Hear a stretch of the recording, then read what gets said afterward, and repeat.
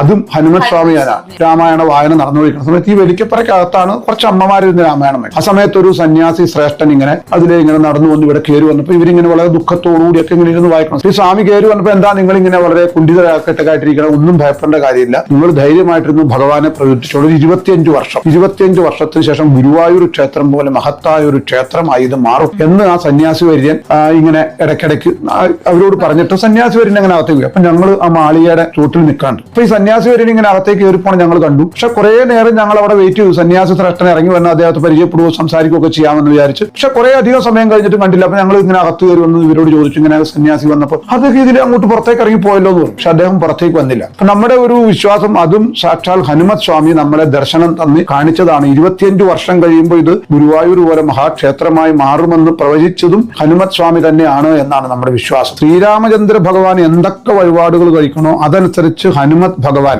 ആ ഉദ്ദേശിക്കുന്ന ആളുകൾക്ക് വളരെ സ്പീഡായിട്ട് കാര്യങ്ങൾ ചെയ്തു കൊടുക്കുന്ന. കാരണം ഹനുമത് ഭഗവാൻ എന്ന് പറയുന്ന വായുപുത്രനാണ്, വളരെ വേഗത്തിൽ കാര്യങ്ങൾ സാധിച്ചു കൊടുക്കും. പക്ഷെ തന്റെ പ്രഭുവിന്റെ തൃപ്തിയാണ് തന്റെ തൃപ്തി, തനിക്കൊന്നും വിഷയം. അപ്പൊ അതുകൊണ്ട് തന്റെ തൃപ്തിക്ക് ഒരു ചെറിയ വഴിപാടുകൾ കഴിച്ചാലും 3 വ്യാഴാഴ്ച ശ്രീരാമസ്വാമിക്ക് പാൽപ്പായസവും 3 ശനിയാഴ്ച ഹനുമത് സ്വാമിക്കുള്ള വഴിപാടുകളും കഴിച്ചാൽ, ഹനുമത് സ്വാമിക്ക് വടമാലയും വെറ്റിലമാലയും തുളസിമാലയും വെറ്റിലമാലയും വടമാലയൊക്കെയാണ്, ശ്രീരാമചന്ദ്ര ഭഗവാന് പാൽപ്പായസവും തുളസിമാലയും ഒക്കെയാണ് വഴിപാട്. ഈ വഴിപാടുകൾ 3 ആഴ്ച തുടർച്ചയായി 3 വ്യാഴവും 3 ശനിയും നടത്തി കഴിയുമ്പോൾ ഒരു വലിയ വിഭാഗം ആളുകൾക്ക് അവരുടെ കാര്യങ്ങൾക്ക് വലിയ നിവൃത്തി ഉണ്ടാകുന്നു എന്നാണ് ഭക്തജനങ്ങൾ പറയുന്നത്. കാരണം ഈ പൊടിമര പ്രതിഷ്ഠയ്ക്ക് സ്ഥാനം കാണുന്നത് സാക്ഷാൽ വേഴപ്പറമ്പ് പരമേശ്വരൻ നമ്പൂതിരി എന്ന് പറയുന്ന ആളാണ് കേരളത്തിൽ. അദ്ദേഹം ഒരു ബുധനാഴ്ച അദ്ദേഹം ഇവിടെ ഇതിന് ക്ഷേത്രത്തിൽ ഈ കൊടിമരത്തിന് സ്ഥാനം കാണാൻ വരാമെന്ന് പറഞ്ഞു. പക്ഷെ അദ്ദേഹം തിങ്കളാഴ്ച പെട്ടെന്ന് എന്നെ വിളിച്ചിട്ട് പറഞ്ഞു, ബുധനാഴ്ച എനിക്ക് വരാൻ ബുദ്ധിമുട്ടുണ്ട്. പക്ഷെ ചൊവ്വാഴ്ച രാത്രി അദ്ദേഹം വീണ്ടും എന്നെ വിളിച്ചു. ബുധനാഴ്ച തന്നെ നിങ്ങൾ അവിടെ പോകണമെന്ന്. ഞാൻ ഇങ്ങനെ അദ്ദേഹം സിറ്റ് ഔട്ടിൽ ഇങ്ങനെ ചാരുകസയിൽ കിടന്ന് മയങ്ങിയപ്പോൾ ആരോ ഇങ്ങനെ വന്ന് തോണ്ടിയിട്ട്